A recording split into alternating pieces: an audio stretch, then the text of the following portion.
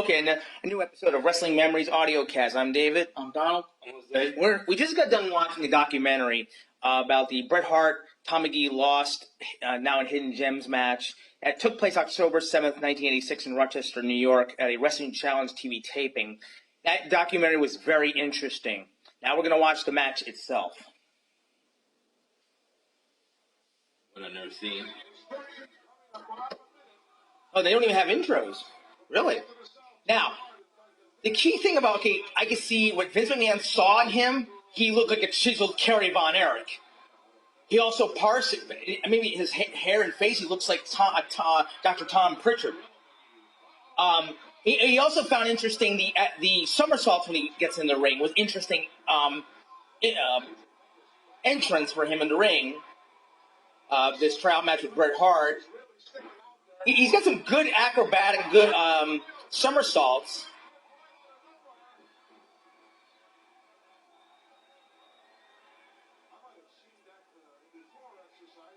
That Danny Davis. No, not sorry. It's Joey Morella.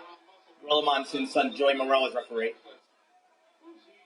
Now, I'm going to keep the count. So far, that is the second wrestling hold he had in this entire match.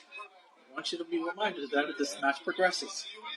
1986, Bret Hart's a heel. Jimmy Hart, the manager. Bret Hart is a heel. I don't remember that. Who's the bad guy again? Yeah, he's a heel. Yes. I didn't know that either. Yeah, he very much reminds me of Kerry Von Erich.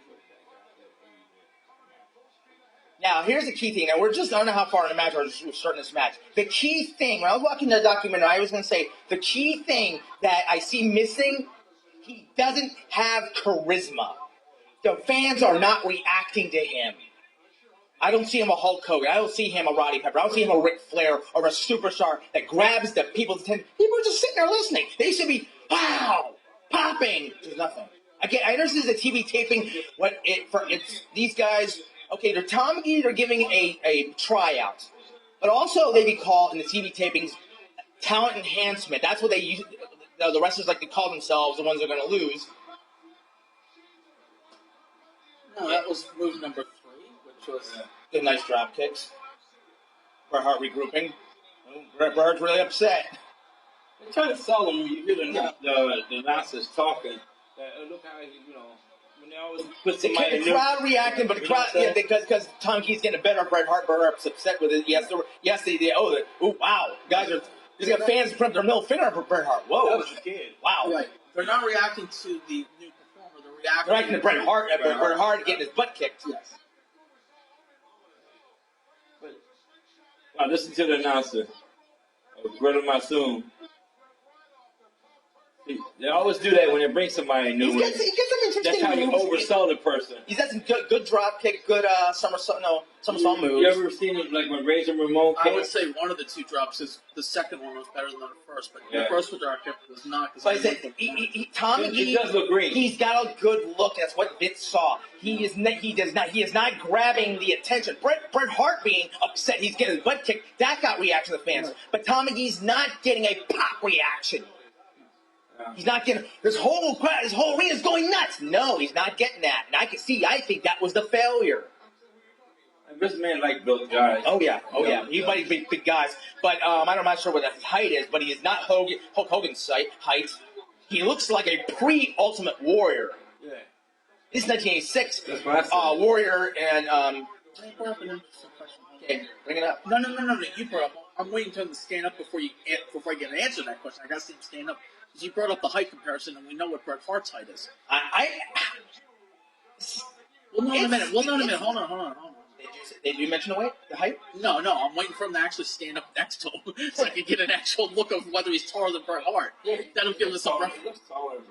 That'll give me a reference of what his height actually is. That's all I meant.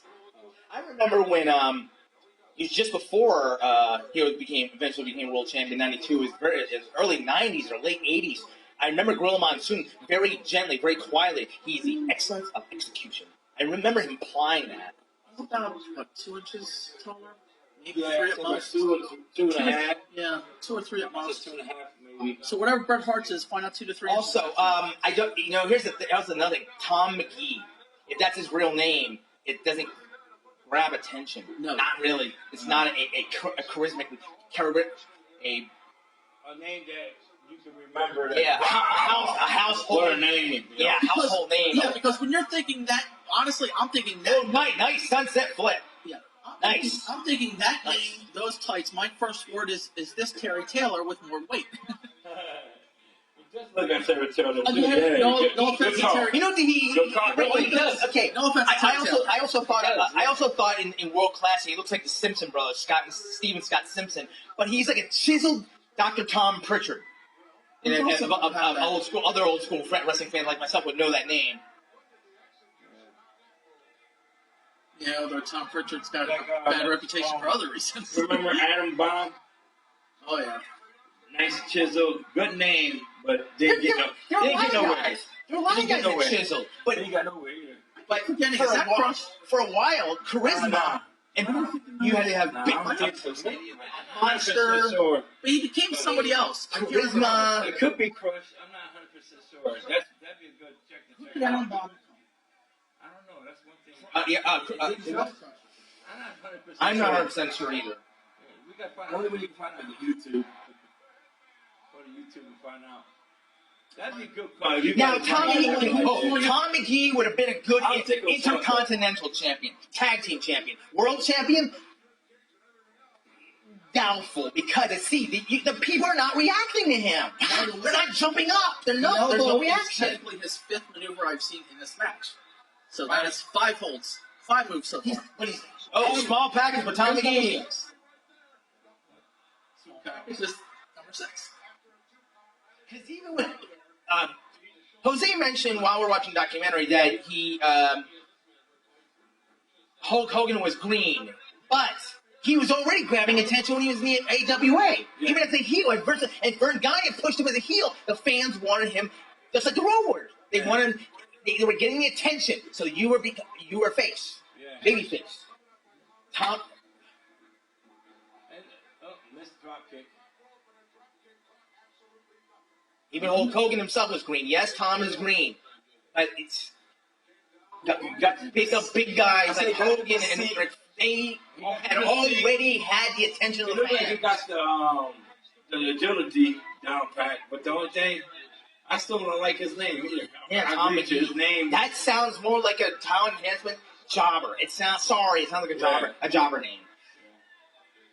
Maybe he came back as a different name. The gamble that they probably took was they thought that the acrobatics of this guy is and the chiseled look is what fans would react to.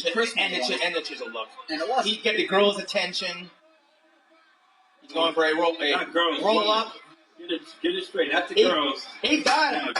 That's it. Tom McGee gets Bret Hart on a roll up. Okay, it was an upset on Bret Hart. The fans are reacting, but they didn't react the entire match. Okay, I think the fans are shocked. They're cheering because he had a upset on Bret Hart, though Bret Hart was a heel. And everybody wants to see the bad guys beaten. Because he's what they, as you said, talent enhancement. They weren't expecting the win, and that's the only thing they were really reacting to. With a better looking guy like Tom McGee, it very vaguely reminds me of when in Crockett when the Monkeys beat his other team. It was a big upset.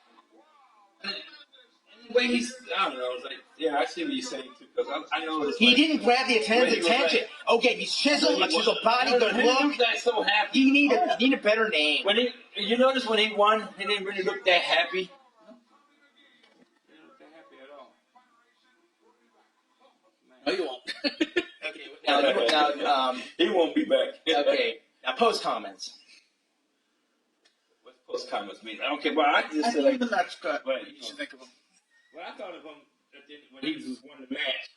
He didn't look like so happy. Like if it was me and I just pinned Bret Hart here, Yeah, I'd be my first match. Yes, like that. Yeah, I'd be more happy. Yeah, I would get great reaction. Yes, and he didn't go all 4 corners like he's put his arms up, and he immediately got outside the ring and he started reacting to the fans. Yeah, started making that pop. A big pop for himself. He said he's not putting his arm up. Yes, I won. Yeah, he should have went to the like he did. Okay, he should have went to all four corners.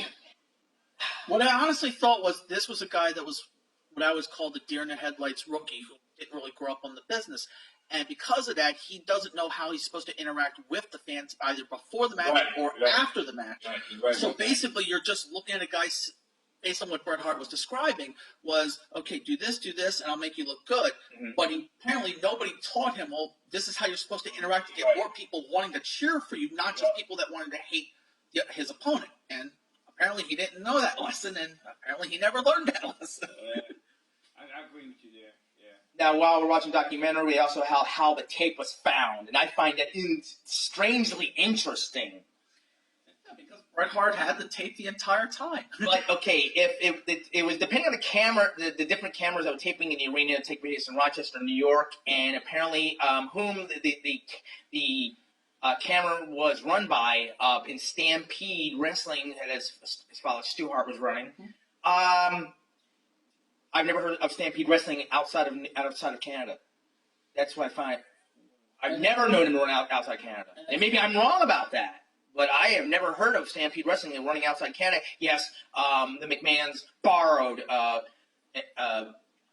stars from Stampede, like Bret Hart and all whatnot. But it's what you would call a buffer zone, much like how Philadelphia was a buffer zone between NWA and WWF, where both were allowed to compete with them, but you wouldn't really have NWA going to New York, and you really wouldn't have WWF going down to the North Carolina territory for the same reason. So they had buffer zones, and Rochester was a buffer zone.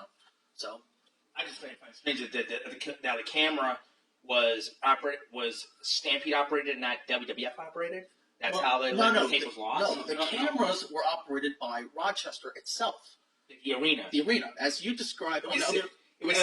What I understand too, during the documentary, Bret Hart likes to record his matches and look at them later. So maybe he wanted his own tape. So whenever he couldn't get access to tapes from WWF, he had asked the arenas and other promotions because of his own father's work if they could give him the tapes, and they did throughout the years. Apparently, that sounds similar to what happened with the Philadelphia NWA World Tag Team Title Change, August 16, 1986.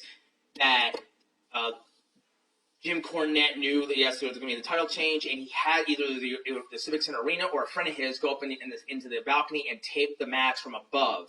So Jim Cornette had the full match. He only showed 5 minutes, and we believe when we first saw this on TV, it was the arena, but it was the company taping it. No, it was Cornette's associate that taped it. So I guess similarity to this. Yeah, something like that. Yeah. It'd be like, okay, let me make sure I get a copy of this tape. That's what Bret Hart was doing, so he can watch it himself. So he probably would have gotten it from Briggs McMahon, so he decided to go.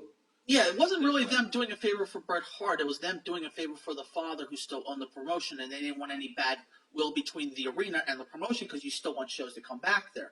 Right. So same premise as you were describing is the Philadelphia Civic Center didn't want to have any ill will between any promotion, so. Well, I understand too, when they do record these shows, and if it don't go on TV, they still watch them to learn, to teach the other wrestlers to get better. You know what I'm saying? Just what you did wrong during the matches and everything. And that's what they used to do back then too. They would tape most of the matches and let the wrestlers see their matches. Just like any other sports. We'll watch like football, they would watch the other team play last week. So, you want to watch and get better at, the matches. So that's also interesting documentary that Tom McGee today they were showing the documentary, and they told him that they looked at you as probably the next Hulk Hogan. And he was, whoa, really? Yeah, wow. No, that's not really that much of a surprise because usually you don't want to tell people that you actually thought that they were going to be this or be that, because then they start demanding more money. Yeah, somebody else I can relate to. Well, look, he didn't tell him that back then because he was still too green to me. And imagine they would tell him back then, you might be the next Hulk Hogan. And he probably would have been like, oh, yeah, I want more money then. Yeah. So you're right about that. Because you think about, at that time, if they're looking for somebody to take over Hulk Hogan, and if he was to succeed, I would have liked to see that. No, believe it or not, I would have liked to see if he did succeed, in life. Because it looked like a decent match, but he was still green. Because you always want to get the green guy a chance, unless you hate him. Like, no lie. John Cena, when he first started, it's too green. To me, it was too green. I don't know. Modern day Hulk Hogan. I don't know how and I gained so. no fan of John Cena. As I had said, I don't want anybody season John Cena. People argue me about Roman Reigns. I don't want anybody season John Cena. The two things that you saw that were surprises, you would have not. If we're still recording, I don't know if you're talking about this guy, but if you're talking about Cena, the benefit. Far away. The benefit of a Cena was you weren't expecting him to be nearly as strong as you thought he was. Because of his physique, you wouldn't think he would lift 700 pounds. Yeah. And you saw him lift 2 wrestlers at the same time. Yeah. Technically, you saw him lift 3 wrestlers at the same time twice. And I still don't understand how he did that. What's wrong with Roman Reigns? He can wrestle. He didn't talk much. He can't talk. He still can't talk. He don't got the charisma to talk. I saw his look, No, and that's what's wrong. To me, I'm saying, don't always talk. How many wrestlers out there don't talk? And they're great. And they're superstars. He's a short burst talker. He could talk. What's his name? If you keep it under 30 seconds, Roman can talk, but he can't carry a fight. I know they're the hardcore guys, but there's a lot of guys out there that don't talk and are superstars. It's the new guy they're trying to push. Managers. He goes to the ring and he beats up people. Forget his name. Ultimately, that's why, while someone like Cena has succeeded, that's why somebody like Cesaro, I can never say his name right, Cesaro. I don't like him either. That's why he didn't succeed. Cesaro. I can never say his name right to save my life. Cesaro. I can never say that name right to save my life. I think he was the winner of the first Andre Memorial Battle Royal. Yeah. I found that disturbing. The point was, Mark Henry would have won. he had the similar strength, and he actually had more of a skill set than Cena because he actually can wrestle. And he could talk to somewhat, but for some reason there was no charisma with the audience, so he just never went anywhere. Yeah. Charisma, but that's what you gotta get. You get the audience behind you. You go. That's why I did not see with Tom Gate. That was I kept saying over and over.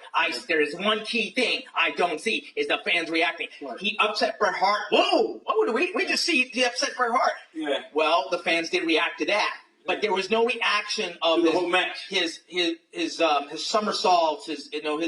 His body look, and usually they always good-looking guys. That's what the girls will want. Well, I don't see fan reaction whatsoever until he got the upset on Bret. If there is a benefit of organizations like Ring of Honor or even the WWE's version of NXT, is that it basically will give green guys or inexperienced guys a chance to see the audience reaction, to see if they can do better. And if this guy had that kind of thing where they actually had a promotion like that, we don't know in 2 or 3 years if he could have gotten better. But he was just thrown out to the wolves and thrown out in the wolves' roof. Yeah. And he never should have been. One vague similarity in this match is when in the documentary about Tom McGee, and they told him you may have been the next Hulk Hogan. His reaction, an opposite way. What happened with Tito Santana in 1992? They instead went with Bret Hart. They approached him that you may be the next world champion. Wow. Okay, cool. It's also with the El Matador gimmick because they wanted to go South America, and it's just well, apparently things changed. They went with Bret Hart instead. Yeah. You can see Tom McGee's reaction on the next Hulk Hogan. Really, it was an opposite reaction. Yeah. And there was a lesson from an era that today's wrestlers have learned. Never ever agree to be promised something. Don't listen to what they're telling you. Listen to what they put in contracts. Yeah. It is something that there's no such thing as promises in professional wrestling. Yeah. Any wrestler, countless wrestlers have fallen for that. That's why you make sure it's signed first to that it's guaranteed.